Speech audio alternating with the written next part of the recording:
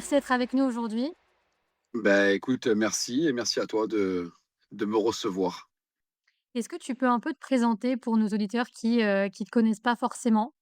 Écoute, alors je m'appelle Jimmy, j'ai un nom de scène, donc c'est Mister Jim. J'ai 50 ans depuis l'année dernière, j'ai arrêté le temps à ce moment-là.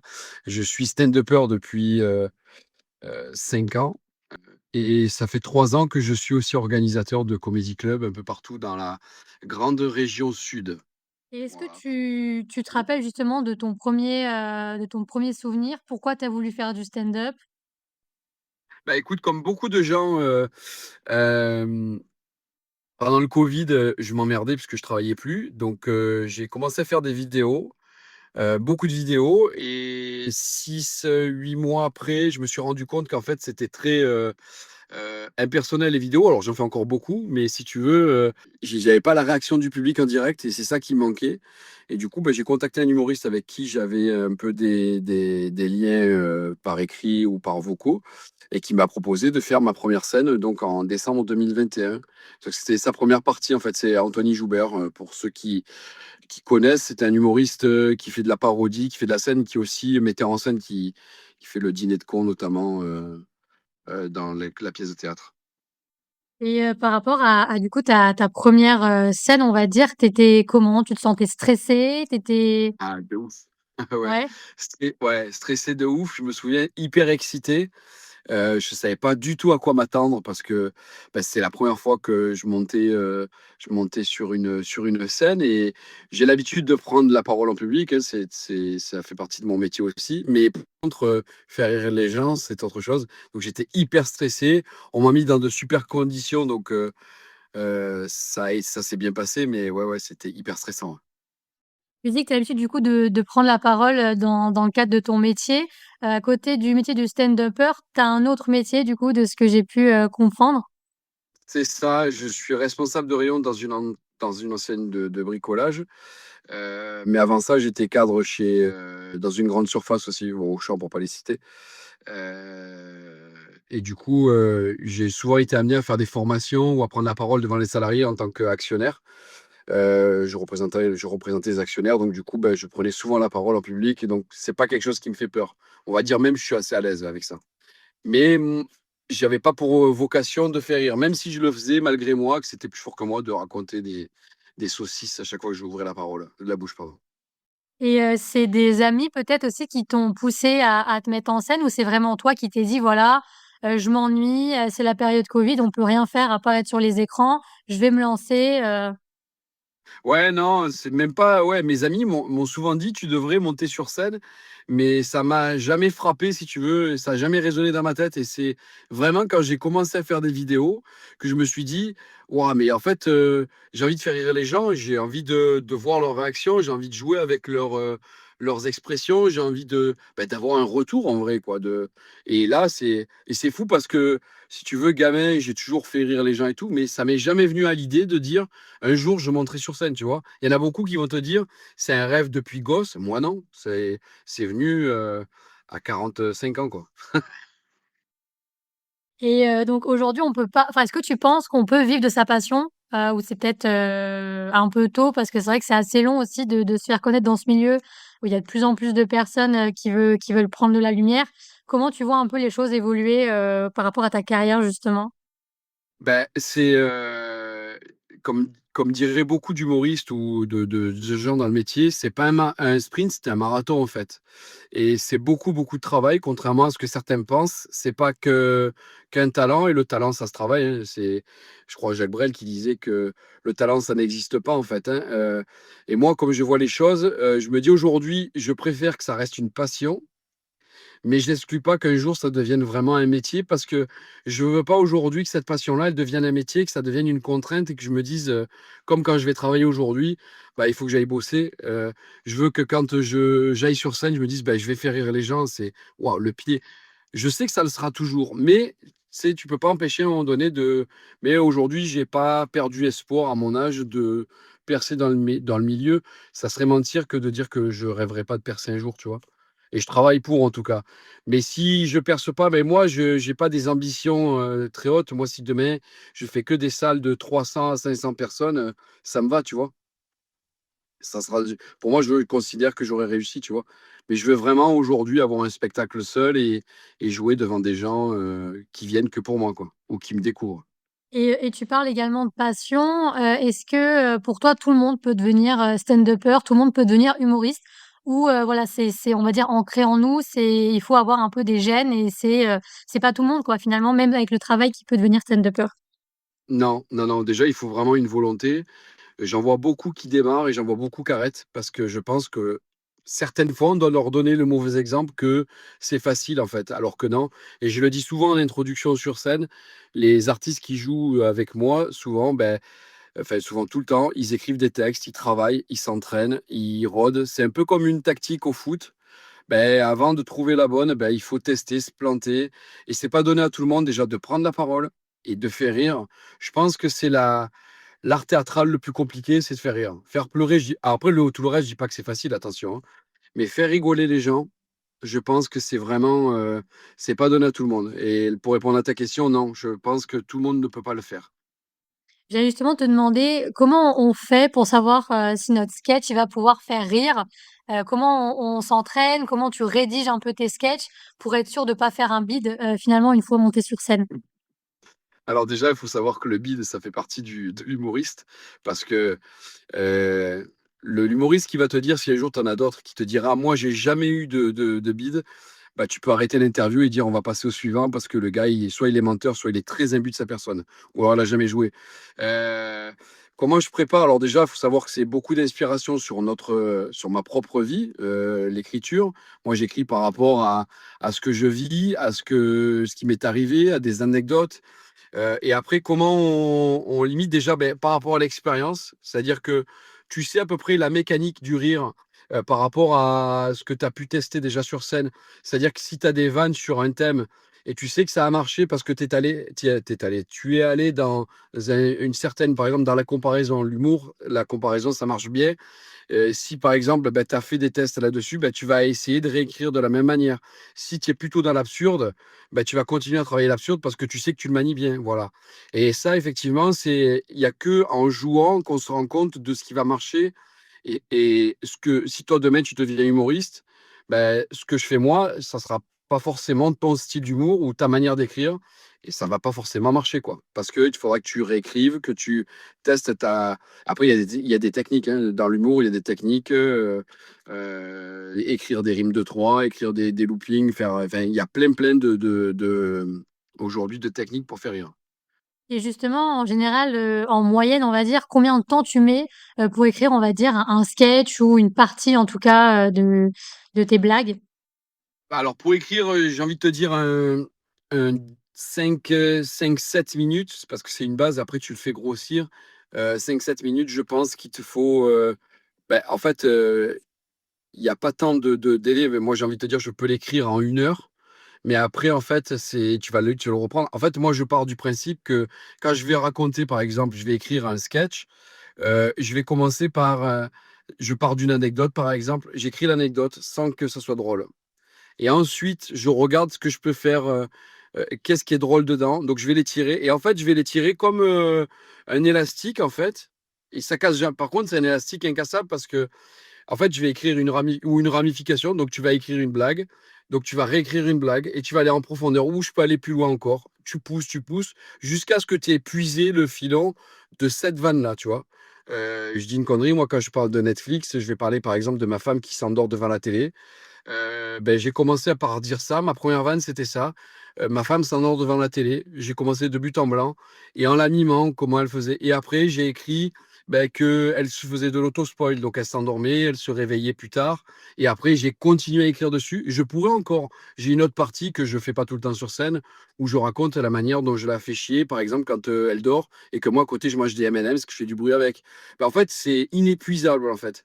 Mais ça peut prendre un temps fou. Et en fait, euh, c'est comme une tactique de foot, tu vas le jouer en fait, et après, une fois que tu as joué, tu rentres chez toi, tu te dis ça c'était bon, ça c'était pas bon, tu vas visionner la vidéo. D'ailleurs, je conseille ça aux humoristes, filme-toi et re-regarde tes passages. Et là, tu vas dire là c'est bon, mais c'est pas en une seule fois que tu vas le voir. Tu vas tester. Moi, je sais que Netflix, par exemple, que cette partie-là, ça fait 5 ans que je la joue, quoi. Mais si tu prends la première fois et aujourd'hui, elle a changé déjà 1000 fois, quoi, l'écriture. Et c'est sans cesse, on écrit sans arrêt. Et on devrait écrire sans arrêt. Et justement, on parlait de différents styles de blagues, d'humour. Est-ce que toi, tu as un public un peu cible ou pas du tout? Oui, en fait, avec le temps, je me suis rendu compte que mon public cible, alors ça va être celui autour de mon âge, j'ai 50 ans, et j'ai envie de te dire, je vais tirer, allez, à partir de 30 ans, ça commence à être bien, et jusqu'à après, on va dire 30, 60 et plus, parce que après 60, 70, j'ai rarement du public quand même. Mais on va dire que c'est les gens les jeunes, je vais les faire rire, mais à un moment donné, malgré tout, il y a des rêves qui vont pas avoir, donc forcément, je vais peut-être un peu les perdre. C'est-à-dire que, alors toi, tu as 25 ans, j'attrape des gens de 25 ans, c'est pas le coup, hein, mais mon public cible, ça va être vraiment 30, 60. OK. Et pour toi, par exemple, si tu devais définir ou donner des qualités d'un bon stand-upper, d'un bon humoriste, qu'est-ce que tu mettrais en avant? Ah, je dirais l'authenticité et l'originalité, en fait. Parce que l'originalité, pas dans le sens où il va se différencier des autres, l'originalité dans le sens où ça rejoint l'authenticité, c'est-à-dire qu'il est lui-même, en fait. Parce qu'il faut que les gens ils viennent et qui te découvrent toi, en fait. Et je vais faire de l'autocritique. Moi, quand j'ai commencé, les gens, quand ils m'ont vu les premières fois sur scène, c'était un de mes coachs qui me disait, avant qu'il me coach, il m'a dit, Jimmy, tu as un problème. Quand tu rentres sur scène, il me dit, on a envie de t'écouter. Tu es quelqu'un qui est sympa, tu as de la bonhomie, tu rentres sur scène. Et c'est pas le seul qui me l'avait dit à l'époque. Tu rentres sur scène, en fait, tu vends quelque chose. Et il me dit, mais après, on est déçu parce que bah, il manque encore quelque chose à la fin, tu vois. Et j'ai compris qu'en fait, ce qui me manquait, c'était mon naturel, c'était mon authenticité, ma simplicité. Après, tu aimes ou tu aimes pas. Mais en fait, je fais rire que quand je suis naturel. Et je dis souvent aux stand-uppers, n'essayez pas de faire ce que font ceux que vous voyez. Bien entendu qu'il y a des techniques, bien entendu qu'il y a. Mais le but ultime, c'est de faire rire, peu importe la manière dans laquelle tu le fais. Et j'ai envie de te dire, si tu gardes ton originalité, celle pour laquelle tu as voulu faire du stand-up, ben, aujourd'hui, le gros défaut des stand-uppers qui démarrent, c'est la lecture et la récitation. Tu vois, tu vas avoir beaucoup de stand-uppers qui sont prisonniers de leur texte et ben, ça manque en fait de sincérité. C'est pas qu'ils sont malhonnêtes, c'est juste que tu sais qu'ils récitent un texte, tu le vois. Et moi, je dis le stand-up, c'est en gros comme si tu étais dans une pièce avec quelqu'un et tu lui racontes une anecdote et en même temps tu le fais rire.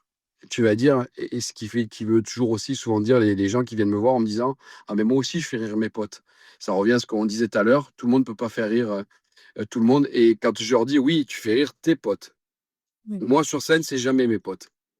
C'est des gens que je ne connais pas et c'est ça qui est grisant aujourd'hui, tu vois. Quand tu fais rire des gens. Et c'est pour ça que je dis aux humoristes, avec toute mon humilité, hein, reste toi-même, essaye de rester un maximum toi-même et surtout, essaye de trouver ton clown, en fait. Ça, c'est pas de moi, mais trouver son clown, c'est trouver sa personnalité sur scène. Et pour moi, dans le stand-up, elle doit pas différer de ce que tu es dans la vie, en fait.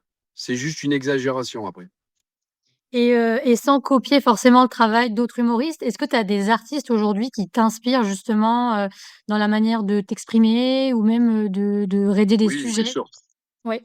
Oui, oui, bien sûr. Oui, oui, bien sûr. Moi, j'ai toujours été. Alors, à une grande époque, j'étais fan de Bigard, mais je ne ferai pas son humour parce qu'aujourd'hui, il n'y a que Bigard qui peut faire cet humour-là. J'étais fan de Franck Dubosc. Aujourd'hui, j'aime beaucoup ce que fait, comment il s'appelle, Roman Frécinet. Mais là, on est vraiment dans le texte. Et moi, je dis toujours, la force de Roman Frécinet, c'est que tu prends ses textes.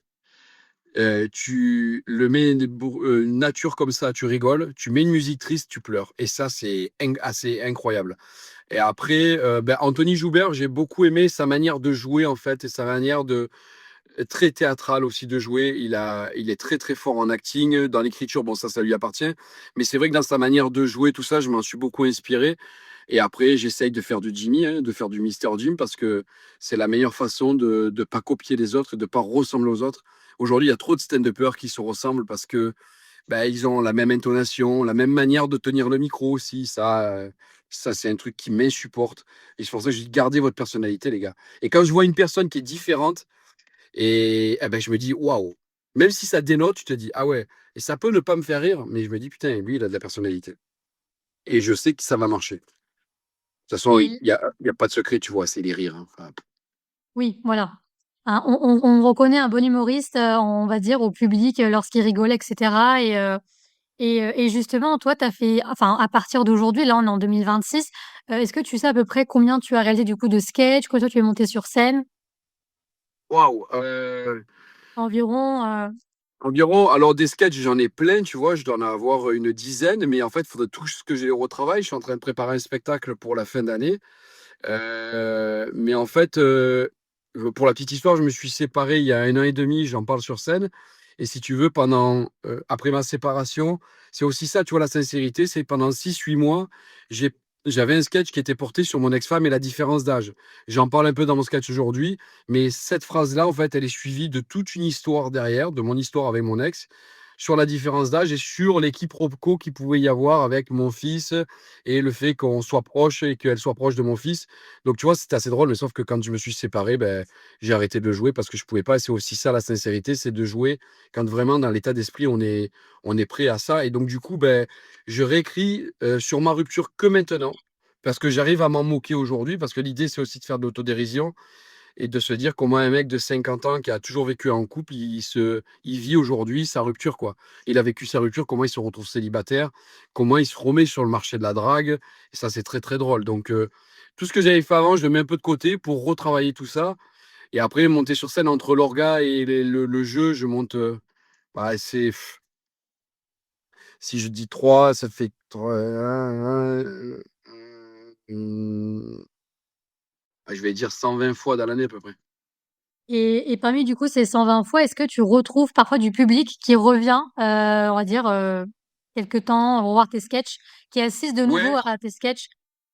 alors ça arrive, oui, ça arrive quelquefois dans des lieux alors c'est souvent dans des lieux où j'organise moi, ou des endroits où je vais jouer régulièrement avec des potes, des gens qui reviennent. Donc je me dis: Ça, c'est plutôt positif». C'est-à-dire les gens, ils viennent vous revoir et ça, c'est plutôt cool, tu vois?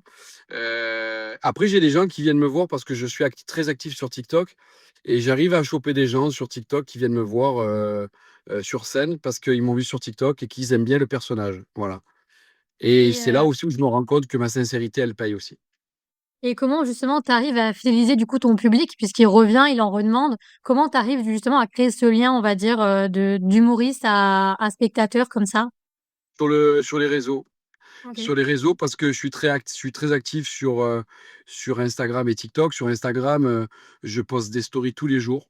Depuis 4 ans, il n'y a pas une journée où il n'y a pas une story où tu vois pas ma gueule, en story, où je raconte des conneries, je raconte ma vie. Alors souvent les gens ils me disent: «Ouais mais, on sait toute ta vie». Je dis: «Non, mais si je mets 20 stories dans la journée, c'est 20 minutes de ma vie sur 12 heures de temps, quoi». Donc, je mets ce que j'ai envie aussi et c'est aussi comme ça que je fidélise. Je fais beaucoup de vidéos, je fais des coups de gueule, je fais des coups de cœur, je me moque de moi, je mets mon fils, enfin mes fils souvent aussi, le plus petit aussi en scène souvent et voilà donc, c'est aussi comme ça que j'arrive à garder du monde et à faire croître ma communauté, ouais.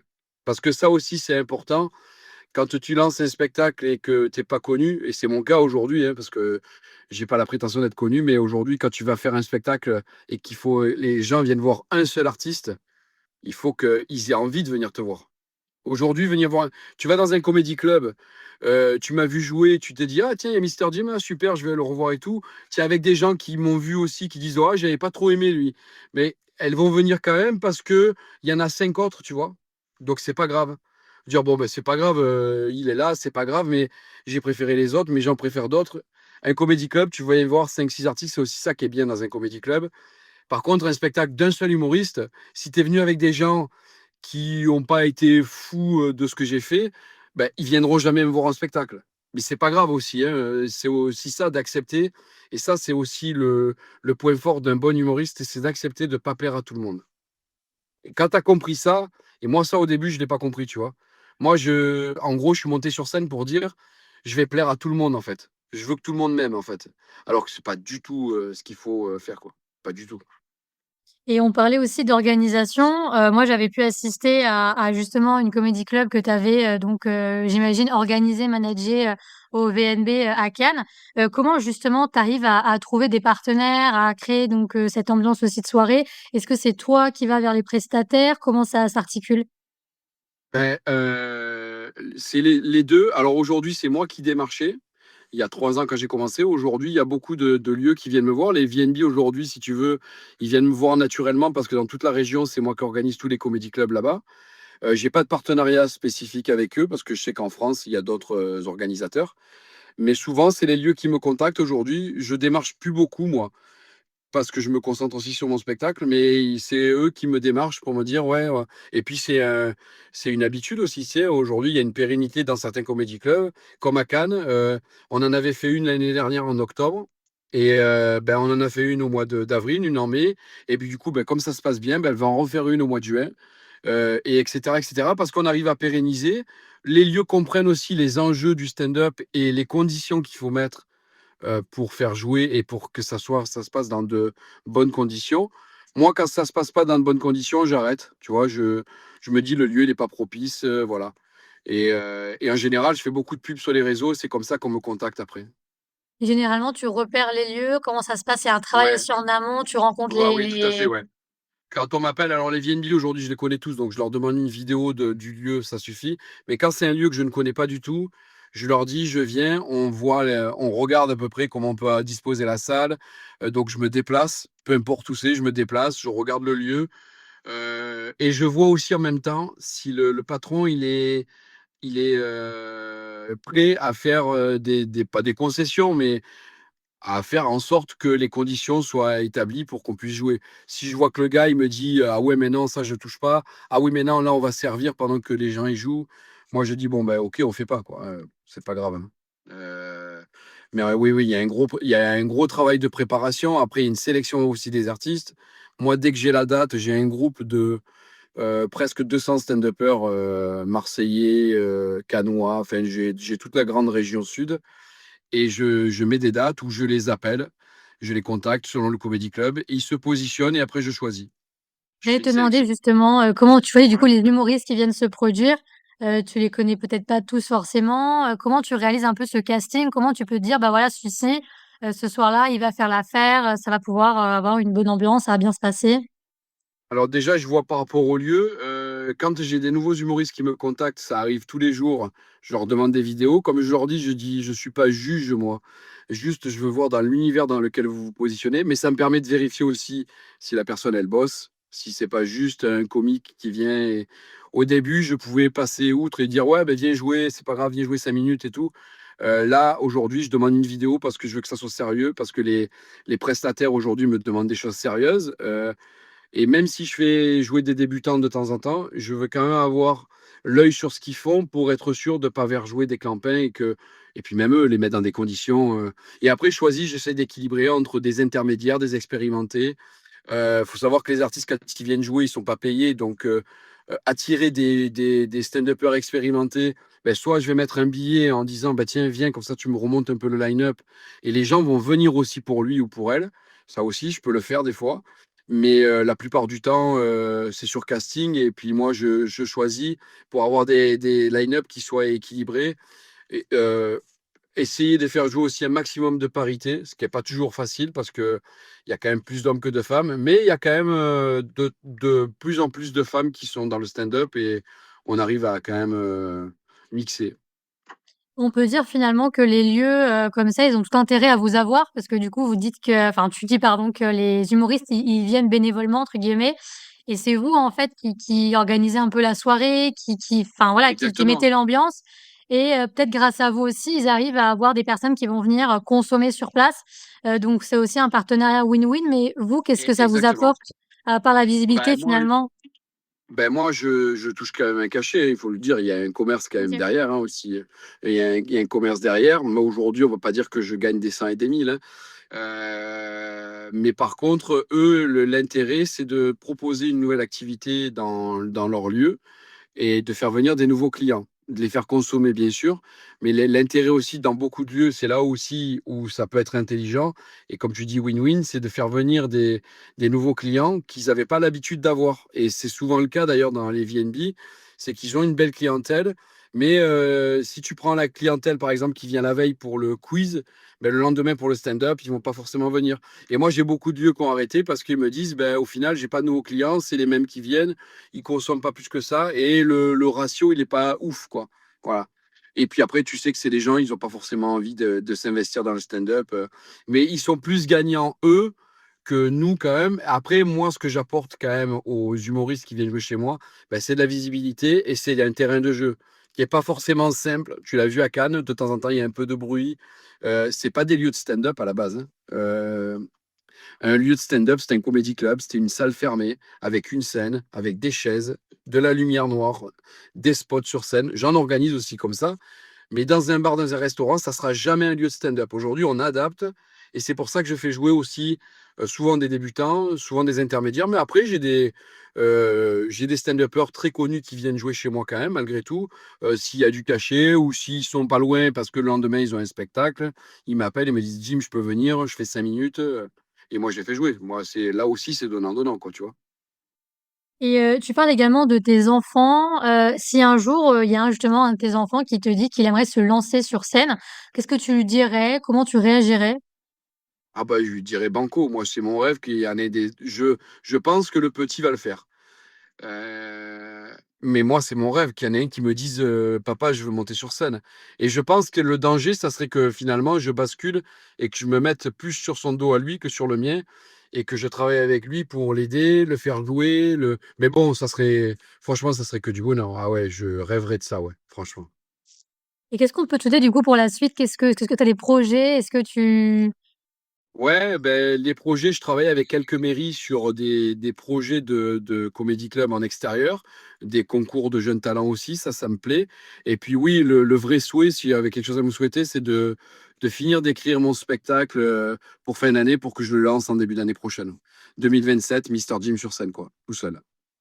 On va suivre ça de très près justement, et j'ai une dernière question pour, nos auditeurs justement qui veulent, bah, voilà suivre tes aventures, les personnes qui nous écoutent, qui veulent te retrouver. Est-ce que tu peux nous communiquer, tu parlais tout à l'heure de TikTok et cetera. Est-ce que tu peux nous donner un peu tes noms d'utilisateurs pour qu'on puisse justement, Bien venir, bah, sûr. voilà suivre tes aventures? Alors sur TikTok, c'est Mister plus loin Jim, comme ça se prononce. Et sur Instagram, c'est Mister 3-8 Jim, Jim. Ils le verront. De toute façon, c'est un lion sur Instagram. Donc, il y a la coche bleue, comme ça, moi, il n'y a pas de. Et je fais beaucoup de lives sur TikTok aussi. Je suis assez actif. Voilà, je fais des live débats et ça, c'est assez drôle. Voilà. Je fais des débats OK, sur la vie de tous les jours et c'est très, très drôle. On rigole bien. super. Bah, merci beaucoup, en tout cas Jim, pour ton temps et pour toutes ces petites, Ben, infos merci qui à toi. sont, voilà, on va être friands de toutes ces petites infos. Avant de nous quitter, est-ce que tu aurais, un petit, on va dire, aperçu croustillant, qui t'est arrivé sur scène ou une anecdote un peu marrante à nous communiquer? Ouais, oui, j'en ai une, ouais. Un jour, je me suis pété la gueule sur scène. Je descends, j'étais organisateur, je descends. Habituellement, les scènes, elles sont faites d'un seul trait, tu vois, d'un seul bloc. Et là, je fais la pause. On fait l'entracte. Et en descendant de scène, il y a une marche qui était détachée de la scène. Et là, je tombe, on le voit en vidéo, je glisse, je tombe sur le cul, mais on me voit plus parce qu'à la vidéo, je le vois plus. Moi, je pense que personne m'a vu, donc je me relève, il y avait les gens devant tout ça. Et quand je remonte sur scène après l'entracte, je vois les gens, ils commencent à rigoler. Je dis pourquoi vous rigolez? J'ai m'avez vu tomber, donc je demande par applaudissement qui m'a vu tomber. Toute la salle a applaudi, j'étais mort de rire parce que tout le monde m'avait vu tomber alors que je pensais que personne ne l'avait vu. Voilà, donc c'était assez drôle, ouais. C'était assez drôle. Tu pas eu trop mal, ça va? Si. Ah! Si. Belle mise en abîme pour commencer, le spectacle, ça a dû être effectivement, bien marrant. Ah ouais, ouais, je peux te dire que oui, c'était douloureux. Bon, bah, en tout cas, on te souhaite plein de bonnes choses. On va suivre, tout ça Merci du coup beaucoup. de très près et Ben, merci merci encore. beaucoup à toi, Agathe, et bon chance pour la suite et puis pour votre web radio et puis pour tout le reste. Merci pour ce que tu fais aussi. Merci beaucoup. Merci beaucoup.